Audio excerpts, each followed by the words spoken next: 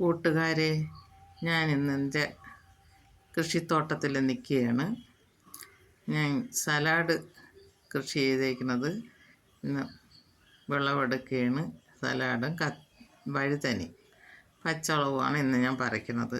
ഇന്നിപ്പോൾ രണ്ടൊന്ന് സലാഡ് പരുവായി നിൽക്കുന്നു. അത് എടുക്കാനാണ് ഞാൻ വിളയിലോട്ട് ഇറങ്ങിയത്.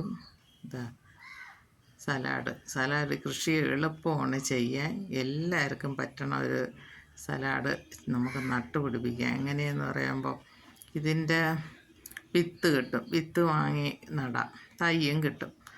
ഇതിൽ തൈ വാങ്ങിച്ച് കിട്ടതിനാണ് ഈ പച്ചക്ക വന്നത്. മറ്റത് ഞാൻ വിത്തിട്ട് പൊടിപ്പിച്ചതാണ്.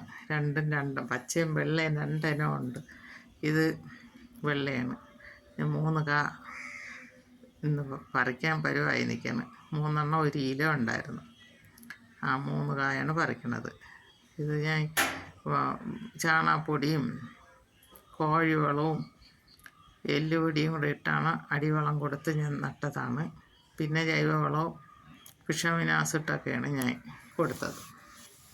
അങ്ങനെയാണ് ഞാൻ ഇത് കൃഷി ചെയ്തത്. ഇത്രയും ചെയ്താൽ മതി ശരിക്കും കാ പറിക്കാം. നേരത്തെ എനിക്കിതുണ്ടായിരുന്നു. നമ്മൾ ആവശ്യത്തിന് ഒക്കെ നമുക്ക് കിട്ടുക. അതിൽ ഒരു കായ കേടായിപ്പോയി. ഇതാ വഴുതനം അതുപോലെ തന്നെ നട്ട് ഇട്ടാൽ മതി.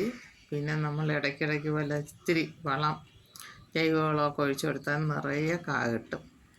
ഇതുപോലെയൊക്കെ എല്ലാവരും നട്ടുപിടിപ്പിച്ച ഓരോരാവശ്യങ്ങൾക്കുള്ള എല്ലാ സാധനവും നമുക്ക് നമ്മളെ പുരയിടത്തിൽ നിന്ന് തന്നെ കിട്ടും. എല്ലാം തിരിച്ചയൊക്കെ നട്ടിട്ട് പെരിയ മുളകാണ് ഇന്ന് ഞാൻ പറിക്കണം. അതുപോലെ വലിയ മുളക് തന്നെ. അതിൻ്റെ വിത്ത് നല്ല വിത്തല്ലായിരുന്നു. കുരുട് വിത്താണ്. അതാണ് അങ്ങനെ ആയിപ്പോയത്. ഞാനിപ്പോൾ ചുണ്ണാമ്പ് കലക്കി ഒഴിക്കുന്നുണ്ട്. ഇന്ന് ഞാൻ പറിച്ച് വെച്ചേക്കണ ഐറ്റങ്ങളാണ്. എൻ്റെ ഈ വീഡിയോ എല്ലാവർക്കും ഇഷ്ടമായെങ്കിൽ ലൈക്ക് ചെയ്യണം, ഷെയർ ചെയ്യണം, സബ്സ്ക്രൈബ് ചെയ്യണം. ഇത് കണ്ടു നോക്കിയിട്ട് എല്ലാവരും ചെറിയ രീതിയിലൊക്കെ നട്ട് തുടങ്ങണം.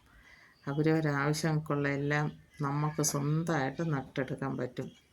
ഒരു വിത്ത് വാങ്ങിയാൽ മതി. വിത്ത് വാങ്ങി പാവി പൊടിപ്പിച്ചെടുത്താൽ മതി. ഇതുപോലെ എല്ലാവരും ചെയ്ത് നോക്കണം.